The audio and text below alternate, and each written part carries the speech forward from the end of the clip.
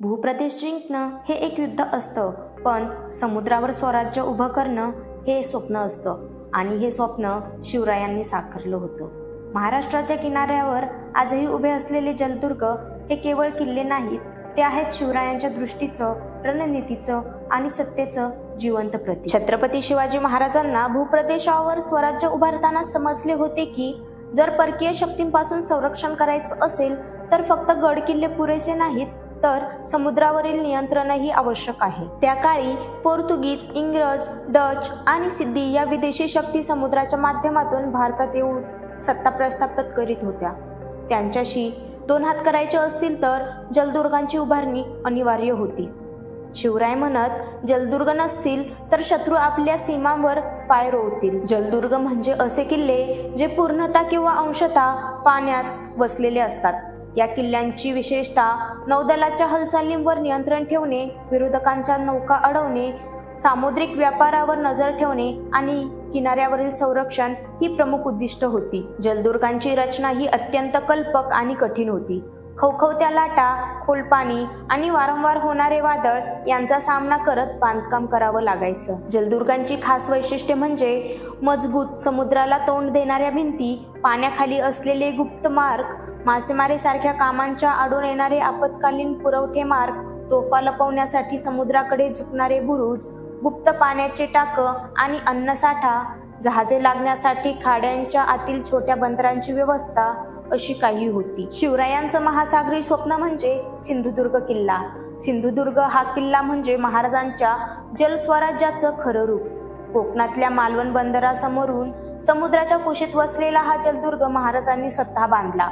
जवळपास 4 किलोमीटर लांबीची मजबूत तटबंदी, पाण्याखालून येणारा गुप्त दरवाजा, 52 बुरुज आणि दगडात कोरलेले छत्रपती शिवाजी महाराजांच्या हाताचा ठसा, समोर उभं असलेलं अरबी समुद्राचं वादळही या दुर्गाच्या सामर्थ्यापुढे नमतं घ्यावं. सिंधुदुर्गातून मराठा आरमाराने इंग्रज व पोर्तुगीज यांच्याशी अनेक वेळा लढाई केली.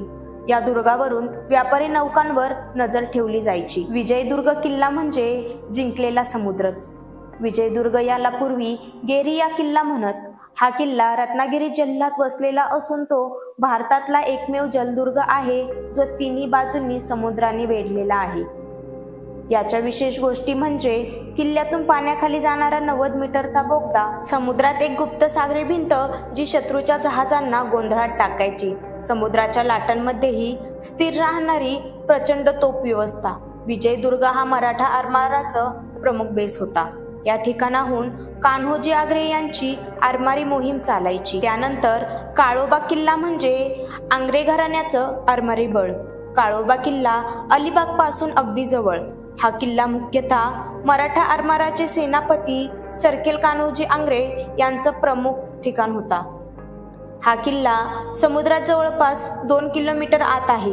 भरती ओहोटीच्या वेळी त्याचं रूप बदलतं. याची खास वैशिष्ट्य म्हणजे शत्रूच्या जहाजांवर लक्ष ठेवण्यासाठी लांब दृष्टी बुरुज, अन्न, पाणी आणि शस्त्रांची साठवणूक करणारे कोठारं, इंग्रज आणि पोर्तुगीज यांच्याशी झुंज देणारे आरमार इथून कार्य करत. त्यानंतर जंजिरा म्हणजे अपराजित जलदुर्ग.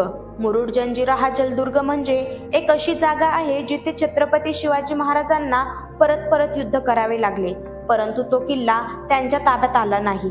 सिद्धी सरदारांनी बांधलेला हा किल्ला समुद्रात खोलवर असून अतिशय मजबूत आणि अपराजित राहिलेला जलदुर्ग. याचं महत्त्व म्हणजे शिवरायांनी अनेक वेळा हा किल्ला जिंकण्याचा प्रयत्न केला. जंजिरा फक्त नौदल नाही तर राजकीय समीकरणाचा केंद्रबिंदू ठरला. सरखेल कान्होजी आंग्रे म्हणजेच आरमाराचा वाघ म्हणून ओळखले जायचे. शिवरायांचं स्वप्न होतं जलस्वराज्य.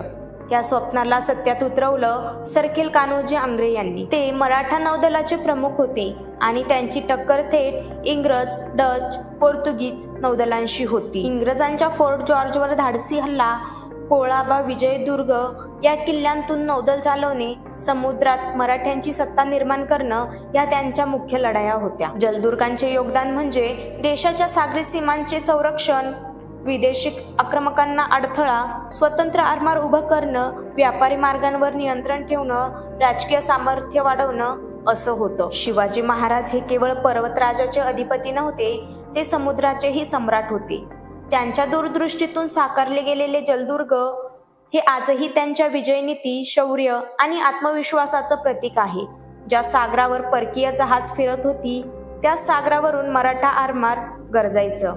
हे जलदुर्ग म्हणजे त्या इतिहासाचे अभिमानचिन्ह आहेत. जर तुम्हाला हा व्हिडिओ आवडला असेल तर नक्की लाईक करा. इतिहासातील आणखी दुर्गम व विस्मरणात गेलेले विषय पाहण्यासाठी द हिस्ट्री हबला सबस्क्राईब करायला विसरू नका. जय शिवराय, जय महाराष्ट्र. धन्यवाद.